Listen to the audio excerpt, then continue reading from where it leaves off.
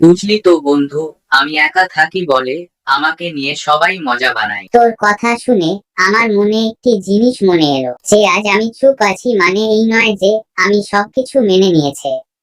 চুপ করে আছি কারণ সঠিক সময়ের অপেক্ষায় আছি। তুই তো আমার মনে অনুপ্রেরণা জাগিয়ে।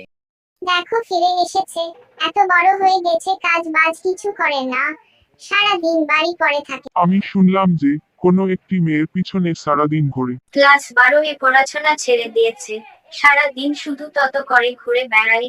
আসলো মনে হয় ওই শহর থেকে। এদের দেখে আমার একটা কথা মনে পড়ে, যারা আমায় নিয়ে সমালোচনা করে তাদের আমার খুব ভালো লাগে, কারণ তারা নিজের কথা কম আর আমার কথা বেশি ভাবে। এমন ভাবে চুপ করে বসে আছিস কেন? এত কঠিন বইয়ের চ্যাপ্টার যে কিছু মুখস্থই হচ্ছে না।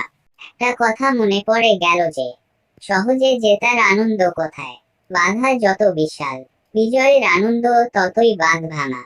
লক্ষ্যে এগিয়ে যাও, একদিন তুমি ঠিকই সফল হবে, আর অপেক্ষাটা তো শুধু সময়ের। উল্টো একটা বন্ধুকে নিয়ে শায়রি মেরে দে। এক বছরে 10টা বন্ধু বানানো কঠিন কাজ নয়, কঠিন কাজ হলো 10 বছর ধরে একটা বন্ধুকে টিকিয়ে রাখা।